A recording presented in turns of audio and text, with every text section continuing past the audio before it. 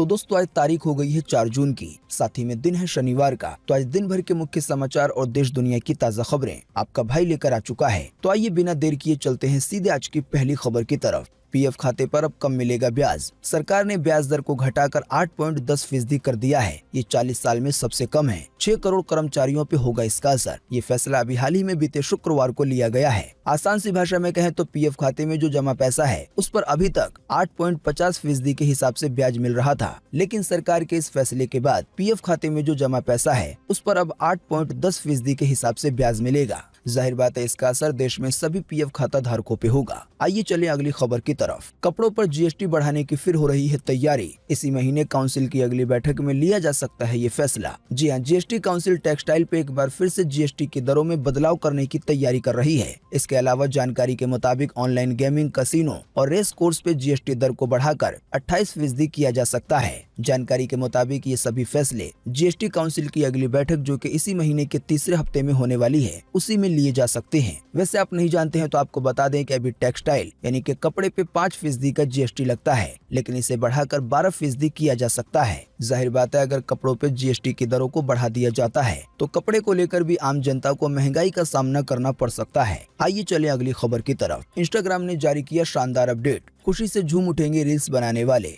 जी हाँ, अगर आप भी इंस्टाग्राम रील बनाते हैं या इंस्टाग्राम यूजर हैं तो ये आपके लिए गुड न्यूज है। ताज़ा जानकारी के मुताबिक इंस्टाग्राम अब एक नए और शानदार अपडेट पे काम कर रहा है, जिसके तहत यूजर आने वाले दिनों में 90 सेकंड का रील वीडियो बना पाएंगे। वैसे आप नहीं जानते हैं तो आपको बता दें कि फिलहाल केवल 60 सेकंड की रील वीडियो बन सकती है। आइए चलें अगली खबर की तरफ। आज सुबह 8 बजे जारी होगा गुजरात बोर्ड के 12वीं का रिजल्ट। साथ ही आज आंध्र प्रदेश बोर्ड के 10वीं का रिजल्ट भी आएगा। वहीं आने वाले 7 जून को जारी होगा असम बोर्ड के 10वीं का परिणाम। जी हां, परीक्षा परिणाम को लेकर 3 बड़ी खबरें आई हैं। पहली खबर है गुजरात बोर्ड को लेकर। ताज़ा जानकारी के मुताबिक गुजरात बोर्ड की ओर से 12वीं का रिजल्ट आज 4 जून को सुबह 8 बजे जारी किया जाएगा। वहीं दूसरी खबर है आंध्र प्रदेश बोर्ड को लेकर। ताज़ा जानकारी के मुताबिक आंध्र प्रदेश बोर्ड की ओर से आज 10वीं की परीक्षा का परिणाम जारी किया जाएगा। साथ ही तीसरी खबर है असम बोर्ड को लेकर। ताज़ा जानकारी आई है कि असम बोर्ड की ओर से 10वीं का परिणाम आने वाले 7 जून 2022 को जारी किया जाएगा। आइए चले अगली खबर की तरफ। कानपुर में बीते शुक्रवार को हुई भयंकर हिंसा। मुस्लिम हिंदुओं के बीच देखने को मिली भयंकर पत्थरबाजी। इसे लेकर सीएम योगी ने देर रात बुलाई बैठक।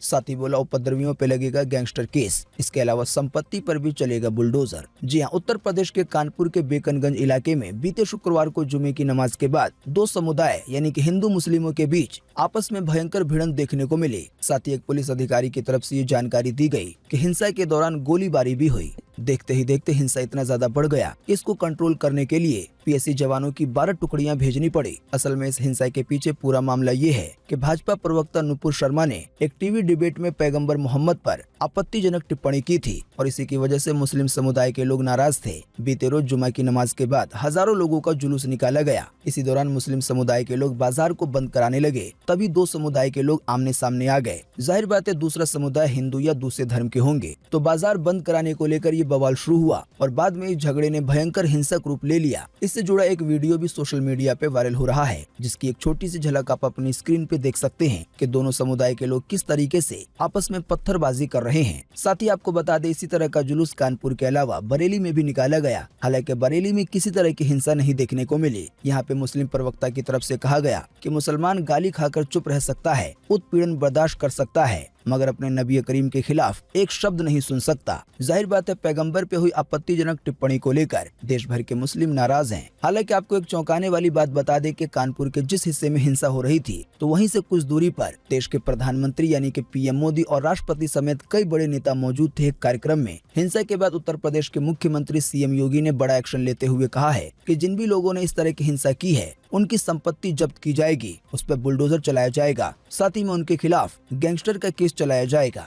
दोस्तों अगली खबर के बारे में बताने से पहले आपके लिए एक बड़ा सर्वे और एक बड़ा सवाल इसी खबर से जुड़ा हुआ। दोस्तों आपको इसी वीडियो के नीचे कमेंट बॉक्स में कमेंट करके बताना है कि हिंदू और मुसलमानों को या किसी 2 तरह के समाजों को आपस में मिल के रहने में ज्यादा फायदा है या अगर लड़ाई झगड़ा करके रहते हैं तो इसमें ज्यादा फायदा है। इस पर आपकी पर्सनल राय क्या है? फटाफट से आप अपना जवाब इसी वीडियो के नीचे कमेंट बॉक्स में लिख डालिए। आपके दिए हुए जवाब से काफी कुछ पता चलेगा, तो इसी की वजह से अपना जवाब जरूर दें। आइए चले अगली खबर की तरफ। कोरोना के बढ़ते मामलों को लेकर भारत सरकार ने राज्यों को लिखी है चिट्ठी। कहा है कि स्थानीय स्तर पर प्रसार के हैं संकेत, रखनी होगी निगरानी। जी हां, देश में एक बार फिर से पिछले कुछ दिनों से कोरोना के बढ़ते मामलों को देखते हुए केंद्र सरकार ने देश के 5 राज्यों को पत्र लिखकर निगरानी सख्त करने और एहतियाती कार्रवाई करने की सलाह दी है। जानकारी के मुताबिक ये पत्र तमिलनाडु, केरल, तेलंगाना, कर्नाटका और महाराष्ट्र को लिखी गई है। आसान सी भाषा में कहें तो यही वो राज्य हैं जहां पे कोरोना के मामले एक बार फिर से तेजी से बढ़ रहे हैं। इसी की वजह से कहा गया है कि कोरोना को लेकर निगरानी बढ़ा दी जाए और अगर कोई एहतियाती कार्रवाई करनी पड़ती है तो वो की जाए। वैसे दोस्तों, आपको बता दें कि बीते 2-3 दिनों से पूरे देश में ही कोरोना के मामले ज्यादा आ रहे हैं, यानी कि जो ऑल ओवर केस है। देखें इसकी ज्यादा जानकारी अगली खबर में सीधे भारत सरकार की वेबसाइट से। बीते रोज एक बार फिर से मिले 4000 से ज्यादा नए मामले कोरोना वायरस के। इसी दौरान एक बार फिर से 10 लोगों ने गंवाई है अपनी जान कोरोना के कारण। जी हाँ, बीते रोज लगभग 24 घंटे में एक बार फिर से 4000 से ज्यादा नए मरीज मिले हैं कोरोना वायरस के। साथ ही इसी दौरान 10 लोगों की जान भी गई है। हाँ, लेकिन अच्छी बात ये रही कि इसी दौरान 2300 से ज्यादा लोग ठीक भी हुए हैं। बाकी इसके अलावा अब जो लोग बचे हुए हैं, जिन लोगों का अभी भी इलाज चल रहा है, उनकी संख्या अब बढ़कर 21,177 हो गई है। कोरोना की वैक्सीन से जुड़ी देखें एक महत्वपूर्ण खबर अगली खबर में। कोरोना के नए वेरिएंट पे कितनी असरदार है अभी की वैक्सीन? क्या हर साल कराना होगा टीकाकरण? वैज्ञानिकों ने इस मामले में काफी बातें साफ की हैं। जी हाँ, फिलहाल कोरोना वायरस को लेकर सबसे बड़ी परेशानी यह है कि इसके वेरिएंट बार बार बदलते रहते हैं, जिसकी वजह से कई बार ऐसा देखने को मिलता है कि जिन लोगों ने कोरोना वैक्सीन की 2 डोज या 3 डोज भी ले ली है, तब भी वो कोरोना से संक्रमित हो जाते हैं। हाँ, लेकिन वैक्सीन लगवाने का सबसे बड़ा फायदा ये होता है कि कोरोना से जान जाने का खतरा काफी ज्यादा कम हो जाता है, लगभग ना के बराबर। फिलहाल वैक्सीन को लेकर परेशानी ये है और बहुत सारे लोगों के मनों में ये सवाल है कि क्या बार बार कोरोना की वैक्सीन लगती ही रहेगी। तो दोस्तों, इस मामले में एक्सपर्ट्स का ये कहना है कि फिलहाल तो ये समझना आवश्यक है कि कोई ऐसा पैरामीटर नहीं है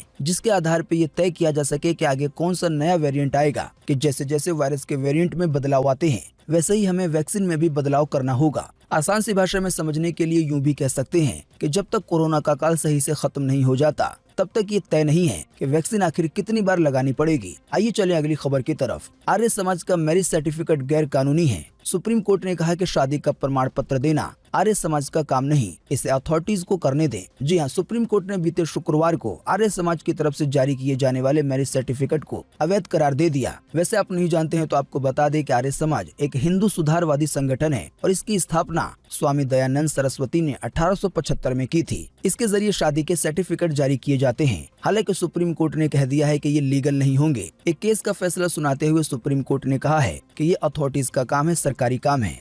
सुप्रीम कोर्ट का एक और बड़ा फैसला देखें अगली खबर में। जंगल बचाओ पे सुप्रीम कोर्ट का बड़ा आदेश। कहा नेशनल पार्कों और उद्यानों यानी कि जंगलों के 1 किलोमीटर के दायरे में नहीं होगी कोई फैक्ट्री और न ही हो सकेगी यहाँ पे कोई खुदाई। जी हाँ, देश के सबसे बड़े कोर्ट ने पर्यावरण संरक्षण को लेकर यानी कि जंगल बचाओ को लेकर एक बड़ा फैसला सुनाया है। कोर्ट ने कहा है कि देश की सभी संरक्षित उद्यानों, नेशनल पार्कों, जंगलों और अभ्यारण्यों से लगे 1 किलोमीटर के दायरे में कोई भी फैक्ट्री नहीं होगी। इसके अलावा इसके आसपास किसी तरह की खुदाई भी नहीं की जाएगी। आसान सी भाषा में कहें तो इसका सबसे बड़ा फायदा यही होगा कि जंगल अच्छे से सुरक्षित रह सकेगा और जो जंगल के जानवर है उनको भी फायदा मिलेगा। आइए चलें अगली खबर की तरफ। हज करना हुआ 50% महंगा, यात्रियों को अब देने होंगे इतने लाख रुपए। जी हाँ, कोरोना महामारी के 2 साल के अंतराल के बाद हज पर जाने वाले भारतीय मुसलमानों को अब महंगाई का सामना करना पड़ेगा। ताज़ा जानकारी के मुताबिक हज करना अब 50% महंगा हो चुका है। ताज़ा जानकारी के मुताबिक ये अपडेट दिया गया है कि साल 2019 में हज करने का खर्च 2,69,000 रुपए तक आता था, लेकिन वो अभी इस समय बढ़कर 3,90,000 रुपए के आसपास पहुंच गया है। हालांकि इतना पैसा तब लगेगा जब हज समिति की ओर से आप जाएंगे, लेकिन अगर कोई प्राइवेट ऑपरेटर के जरिए हज की यात्रा करता है तो अभी एक व्यक्ति के 6 लाख रुपए तक लग सकते हैं। बात यह है कि सऊदी का वीजा भी काफी महंगा हो गया है। पहले इसकी कीमत 300 रियाल थी, लेकिन अब वो 1200 रियाल हो गई है। जो हवाई जहाज का किराया है वो पहले 60,000 रुपए था, लेकिन अब वो बढ़कर 90,000 रुपए हो गया है। साथ ही सऊदी अरब की सरकार की तरफ से कुछ टैक्स वगैरह की शुरुआत की गई है। तो इन सभी चीजों को मिलाकर जो हज करना है वो 50% महंगा हो गया है। आइए चले अगली खबर की तरफ। रूस और यूक्रेन के युद्ध को हो गए हैं 100 दिन। इसके कारण अब तक 68 लाख लोगों का छिन चुका है घर। हर सेकंड एक बच्चा हो रहा है शरणार्थी। जी हाँ, आज से लगभग 100 दिन पहले 24 फरवरी को नाटो मेंबरशिप को लेकर रूस यूक्रेन में तनाव इस तरह भड़का कि रूसी राष्ट्रपति व्लादिमीर पुतिन ने जंग का आगाज कर दिया और ये जंग अभी भी जारी है। यानी कि अब जंग होते होते 100 दिन बीत चुके हैं। कभी चमक धमक और रोशनी से पटे रहने वाले यूक्रेनी शहर आज खंडर में तब्दील हो गए हैं। साथ ही जानकारी आई है कि इन 100 दिनों के दौरान 68 लाख लोगों से उनका घर छिन गया है।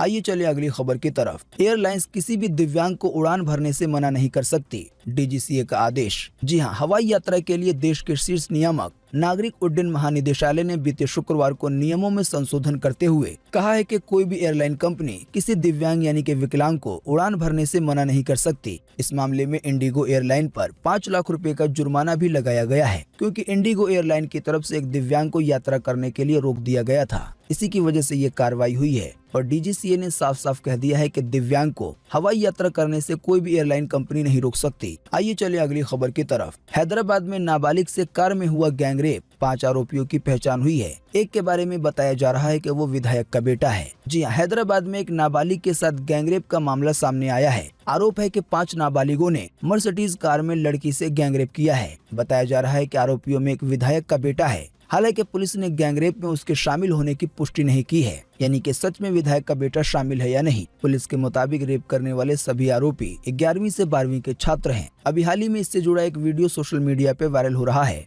जिसमें पीड़िता लड़की इन लड़कों के साथ कार में जा रही है। देख के तो ऐसा लगता है शायद ये जानकार हैं। आइए चले अगली खबर की तरफ। शाहरुख खान की फिल्म का टीजर हुआ लॉन्च। अगले साल 2 जून को रिलीज होगी जवान नाम की फिल्म। जी हाँ, शाहरुख खान की मोस्ट अवेटेड फिल्म यानी कि जवान का टीजर रिलीज हो गया है। शाहरुख खान ने सोशल मीडिया पे टीजर शेयर करते हुए फिल्म की एक छोटी सी झलक दिखाई है, जिसमें शाहरुख खान बड़ी बुरी तरह से घायल नजर आ रहे हैं। शाहरुख खान ने पोस्ट को शेयर करते हुए कहा है कि एक एक्शन पैक फिल्म 2 जून 2023 को यानी कि अगले साल सिनेमा घरों में हम आपके लिए लेकर आ रहे हैं। आइए चले अगली खबर की तरफ। पेट्रोल डीजल की कीमतों में हो सकती है भारी गिरावट। आइए बता दें आपको ताज़ा भाव भी। जी हाँ, पेट्रोल डीजल के सस्ता होने के मामले में एक दूर की संभावना जताई गई है। मनी कंट्रोल की तरफ से बताया गया है कि तेल निर्यातक देशों के संगठन ओपेक ने ये बड़ा फैसला लिया है कि आने वाले दिनों में तेल का उत्पादन बढ़ाया जाएगा। इसी की वजह से ऐसी संभावना जताई जा रही है कि जब कच्चे तेल की सप्लाई बहुत ज्यादा हो जाएगी तो पेट्रोल डीजल के दाम भी गिर सकते हैं। हालांकि देखा जाए तो ये संभावना काफी दूर की है,